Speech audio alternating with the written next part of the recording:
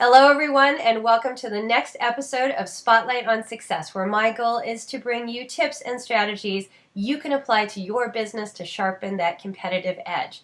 And today I am so excited to present to you the topic, Stop Leaving Money on the Table, with our special guest expert, Shannon Cherry, someone with whom I'm very proud to share the first name Shannon. And before we jump right in, please let me give her a proper introduction. Shannon Cherry, your creative relationship marketing expert, helps create a powerful presence to make more money. She founded Be Heard Solutions in 2002 to help experienced and ambitious entrepreneurs, coaches, and consultants create and grow the business they desire without compromising on their sincerity and principles. I love that. Shannon, welcome to the show. Thank you for having me. It's great to talk to another Shannon. So if people get confused, they'll have to live with it. Exactly. Well, I'm so excited about this topic, and this is not one that we've directly addressed, but certainly none of us as women entrepreneurs want to be leaving money on the table. So, to learn about specifically what we can do to avoid that is definitely in line with our direction for 2012 and really becoming power players. So let's start with you sharing what you feel the biggest mistake is that women entrepreneurs are currently making that keeps them from making money. Yeah, it's one that we all do. I mean, I don't care if you're a professional marketer like me, or because I made this mistake too. So don't think just because there is, I know what I'm doing, that I haven't made this mistake. As a matter of fact, it's probably why it's the number one mistake women make. And that is, we don't consider ourselves marketers. It's a really interesting thing. We may be entrepreneurs and we may be great at what we do, but if you're not a marketer as part of your entrepreneur spirit, you're going to leave money on the table because, I don't know if we should send out an email or, or should I really ask for the sale that's kind of sleazy? It really just is marketing. Stop thinking of it that way. We need to advocate for ourselves and our businesses first and foremost. And the only way to do that is put on your marketer hat as well. And we're women. We're good at putting on different hats. And they all look good on us. Yes, they do. No matter what. And I think that's common for women entrepreneurs. And it's not that they don't believe that they have something of value to provide others, but there's that barrier, I think, of, I don't want to be one of those sleazy salespeople like you said, or I don't want people to think that I'm bragging about myself. Or too pushy, or, yeah, exactly. All of that stuff. Exactly. Push. That's right. We have to be brave enough to get out there because I've said so often that if you don't tell people what you have to offer and how you can help them expand their vision in their business, they're never going to know. That's right. The only person you can really benefit yourself from is yourself. So if you're not going to step in the forefront and start saying, hey, I'm good at what I do, and you should listen to me, because that's all you're doing in marketing. That's really all you're doing. No one is going to do it for you. You can't pay people to do this for you. I mean, sure, people say they'll take your money, but it's really to you. Yeah, that's just kind of one of those shame on you, don't do that things. So. Right. So Shannon, tell us, what's an easy way that we can start to make more money without feeling burdened? I think that whole marketing umbrella just seems like a burden sometimes. So what can we do with just a little bit of effort in the right area? One of my favorite ways is through press releases. It's the best bang for your buck because, first of all, you're not bragging. You're sharing news with people.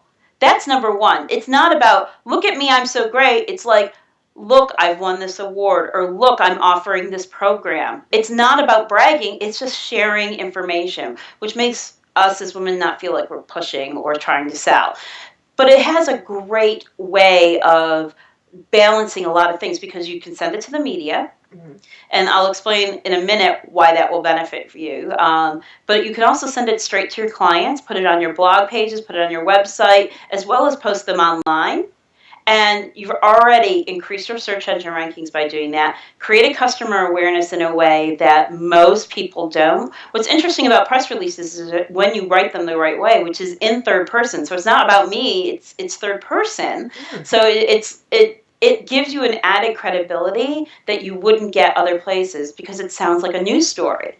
Now, when you send it to the media as well, which is an offline source, not online, what it often happens is either they'll, if it's a newspaper, they may print it, or a TV station, they may run with the story or come and actually do a story with you. But here's what's really cool. So you're going to get added credibility, third-party endorsement saying, hey, I appeared on this station, or I'm in the Chicago Tribune, or wherever you're doing, whatever you're doing. But they also post it online, oftentimes. And that with a link to your webpage. And that is, Google loves that. Because they love news sites and they love that, so they're going to love you too. So increase your search engine rankings, create more awareness and more credibility. That's why I love them. Right, and plus you don't want to forget that final step of actually posting that information on your website and linking back to the news source, because don't you want that cross-pollination going on? Absolutely, you got it. That's one thing that most people forget to do, and actually what I recommend for people is actually create a page on their website called Media Room, and that Media Room is not what a lot of people think is just clips of your videos. It really is for the media to see where you've been, but also increase your search engine rankings with that. But what's really cool is it gives you added credibility. So when a media outlet or a reporter is looking for an expert in a certain field, they see you've got the chops already to make it happen for them. And just segueing for just a moment on that Media Room, can you talk to us just about the basic things that women entrepreneurs need to have on that page? Absolutely. Not only just the links to the stories. What you want is basically, if you've ever heard of a press kit, that's basically what you're going to put on there, and I'm going to tell you what's in it. Basically, it's a bio about you. It's not the bio you normally put on your website, which is all about how great you are. It really is what you would see perhaps on the cover of a book, or what you'd see if someone said, well, who are you and what do you do? If you were telling a news reporter, what they would write. So brief bio, probably 100, 200 words. You'd want a fact sheet about you and your company. I always say one of the best things about a fact sheet and bio is put some quirky things in there. I always say, name the top 3 things that people don't know about you. That's when I'm doing press kits. And sometimes it could be I've sang opera, or I juggle, or whatever it is. Believe it or not, that's what makes you a person and more interesting to interview, and gives people a way to be able to connect with you in a different way as well. You become three-dimensional. Exactly, because no one wants a talking head anymore. Then the other things you'll need on there is... you want your company fact sheet. You'll probably want something called story ideas. And this is one where you just create evergreen stories that can be used year-round. Believe it or not, there are more than 10,000 reporters every day looking for stories because they don't know what to write about. So if you hand them over some ideas, you are more apt to get media coverage. So it could be about, if you're a weight loss coach, it could be a lot about, what diet things, what things are good for a diet when things are bad. If, you're an empowerment person, it might be the, 5 things people don't know to empower themselves. It's very quick facts. You don't even have to write the whole story out. Just a little tidbit. Basically, what I say is striptease. You want to give them just enough skin to get them interested, to give you more, to make you want more, and then you're able to do the story. I love it. So thank you for segueing with me there, because I think that's an important piece, is because a lot of women, ourselves included, don't have a media room, and I know that I need one just so that when people are, as you said, out there looking for stories, you make it easy for them. That's what they want. Plus, if you're a speaker, if you want to go out and speak, that will give you credibility as well, because some of those pieces can do double duty. Like some of the things you'd want as a story idea may be something you'd want to cover in a speech. But it also shows that the media like you and you're media savvy, which every event host and meeting planner really likes to see. Love it. Great stuff. Okay, moving on. Shannon, what is your favorite best bang for your buck marketing tool that we can be using? Well, one of them is, we talked about press releases. Another one is thank you cards. And most people don't think about this, and I'm not talking about any program or anything like that, but really, we do business based on relationships. Mm-hmm. And the one thing that's missing is thank you cards. People used to do them. I mean, we used to have to, not we, but hundreds of years ago, the thank you card was essential. Writing a thank you letter was essential to everyday life. That's what you did. Mm-hmm. And we've kind of lost that art, but I can tell you that writing a thank you letter or a thank you note or sending a thank you card out to people should be effortless. It should be easy, and it's only 2 or 3 sentences, but it makes an impact on the relationship. One example I can give you, just because we were talking about being a reporter, I used to be a reporter, and I only got 2 thank you cards ever as a reporter, and both thanked me for stories. Those were the people who consistently, anytime a press release came across my desk, I actually took a look at, because they had extended and thanked me. Mm-hmm. So it makes a difference that way. It makes a difference when, I know this seems silly, but when people sign up to your list, how are you thanking them? You might not want to physically send thousands of cards out, but how are you really thanking them? Are you just saying thank you for, signing up and sending them their free thing? What else should you be doing to show your appreciation? Because the more you build that relationship, the more likely they will be your customer. Mm-hmm. And otherwise, or they'll refer customers to you because you've made that additional effort. Mm-hmm. I agree with that point, and I think that's something that we as business owners need to continually raise the bar on, how we are reaching out to the people who are making that first contact with us, whether they're signing up for our newsletter or they become a Twitter follower or a Facebook fan. What are you doing to start building into that relationship and letting them know that they're not just another number out there for you, but they're someone you're genuinely interested in getting to know better, so that you can know how to serve them as needed. So I love that point, and I agree. I think thank you notes are a lost art form. That was something in growing up my mother insisted we do, and so it's been ingrained in me, and it really, I feel special when I receive a thank you note, a handwritten thank you note from somebody. Exactly. And it does make, we just have to keep remembering that people don't do business with businesses. They do business with people first. So if you're building a relationship, they're more likely to stick with you than go somewhere else. I agree. It's just another way for you to become memorable. Not just be noticed, but become memorable. And I think that as we continue to take a hard look at our businesses and what are we doing to really increase our visibility, it's more than just being seen, but it's being remembered in a very good way. Good way. Yes. So, I love that. I love the thank you note idea. So Shannon, what is the key for us then? Our topic today is stop leaving money on the table. What is the key for us to actually stop leaving money on the table? One of the things we don't see in our businesses is the variety of things we're already doing that can make us more money.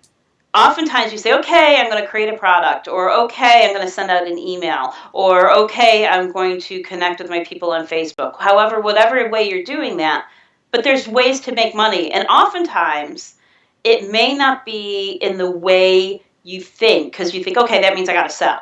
Mm-hmm. No. Not necessarily. We've already eliminated selling. We're not going to do that anymore. Yay. What you're going to do, for example, one of the things that I do is when just redoing something like a 404 error page, which is those, I guarantee more people land on error pages in most people's websites than they want to realize. If they go back and look at their statistics, they will find that a lot of people are landing on those pages, whether it's they've made a mistake typing, or you've given a wrong link, or the link doesn't exist anymore, which happens as well. Mm-hmm. Why aren't you capitalizing on that space? I mean, that's an easy fix. Once you set it, forget it, it's done. Why aren't you asking people for a sale then? Reminding people that there's things available at that point. It may not be saying, you have to go buy this. It might be saying, oh, perhaps you were looking for my press release program, or perhaps you were looking for ways to make more money, or here's a link. It's just, you're trying to get them in a buying mode that way, but it also keeps that relationship going, because it's not just like, oops, you landed on the wrong page. Sorry, buddy. Right. Another way to stop leaving money on the table like from that way is most people don't think about sponsorships. And that is one that I think has made the biggest difference in my life the past few years. I, just through sponsorships alone this year, have made more than $100,000. And I don't brag about money like that. And it's not just money. It's some of it's goods. I will admit that.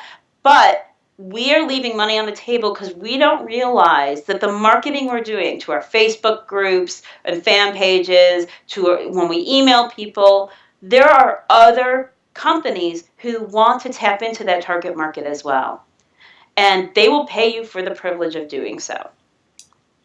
Fascinating. Yeah, like your video series right now absolutely should be sponsored. Okay. Absolutely. So think about that. But that, because there are so many women entrepreneurs out there who are watching this, but there are so many other companies who'd be interested in trying to reach out to those women entrepreneurs as well.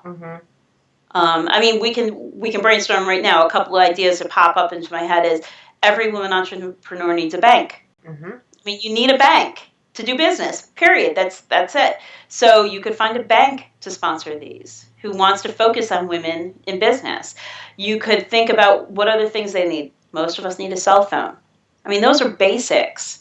But then you can get really detailed into really honing in on some of the things that women entrepreneurs need that way. And they will pay that you. idea. Wow. Yeah. And then you're already marketing this. You're just you're getting paid to do your marketing. Then marketing isn't such a bad thing, is it? No, I love it. That's so cool. So Shannon, with regard to sponsorships, for those who are watching this and are micro businesses, can they, with relative, they don't have thousands of people. You don't need thousands. That's the best part about this. It's not about quantity. It's really about quality. If you have a good, what we call a conversion rate, meaning that the people who are actually on your list or, involved with you in Facebook are actually reacting, that most corporations would prefer that. I mean, I have 15,000 people on Twitter. So what? Who cares? Big deal. You want to know why? Because I would say only about 2% actually read anything I post on Twitter. Right. I mean, it doesn't matter. But I can say my Facebook page is much more active, and it doesn't have 15,000 people in it. It has a few hundred. They would rather have those people because those people are actually listening to what I have to say, which is what sponsorship is all about. You're being that intermediary saying, hey, I have this company that I'm doing business with that you might want to check out. Love it. This is fantastic. And this topic today has been fantastic. And I know that there are probably a number of viewers who are watching this saying, how do I learn how to put all of this together? How do I get the assistance that I need if I want to pursue sponsorship? Where can I get the guidance? So for those watching, Shannon, where can they go to get more information on some of your products and services, or just to get in touch with you? Well, the best thing to do is check out my blog, which is shannoncherry.com. I mean, that has listings of all what I offer, but it also gives you an idea of who I am and what I stand for, because I'm not everybody's cup of tea, and that's okay. I'm a little bit blunt. I tell it like it is, and some people need a little bit more hand-holding than I'm able to give. So I want people to feel comfortable with who I am before they're like, oh, I'm just going to buy this product because it sounds wonderful. Know who I am before you buy, because it's not a good match. It's not going to work for you. It's not going to work for me. And I don't want that for anybody. And that would hurt my sponsors as well, to be honest. So think of it that way. But the other thing I'm doing is I'm actually having a live event in June called Business Charm School. And basically you're going to learn all the different techniques I've talked about today, and then some more about how to stop leaving money on the table. There's a whole day about sponsorship. We're going to take your marketing, teach you how to market more effectively. on one day, and then on the following day, how to get that all paid for. Wow. Plus a lot of fun along the way. We're going to do a lot of fun things. Yeah, well, I think everybody can see just from your personality that it would not be dry and dull. Absolutely not. No, I have to stay awake myself if I'm presenting. So yes, I mean there is going to be a lot of fun things going on. So I'm looking forward to that. And if people are interested in knowing more about that, you can go to businesscharmschool.com/Dr. Shannon, and I'll have a very special discount for those people who decide to go through that link. Wonderful. Okay, so this is in June, and this is a virtual event? No, it's a live event in Saratoga Springs, New York. It's the Queen of the Spas. It's where horse racing got its name. It's a gorgeous historic location. We have a Victorian hotel. It's going to be a blast. Oh, that sounds like fun, and what a great time of year to be up north in New York. Yes, absolutely. Gorgeous. Beautiful time. Yes. All right, people, well, you heard it here, so please take a moment to check out that link below on Shannon's Business Charm School. I love the name. It's so cute. It's so cute. And there's a little tongue-in-cheek in there for sure. Right, exactly. Well, this has been a powerful topic today, Shannon. I thank you so much for being here and sharing very valuable, tangible steps that we can take with our business marketing to move it to the next level and really start making those connections and hopefully stop leaving the money on the table. What a great way to leverage some of the things that we're already doing. And for those of you who are watching, I hope that you will stay tuned for our next episode of Spotlight on Success, where we will continue to bring you more valuable tips and strategies. But until next time, I challenge you to get out there and shine brightly.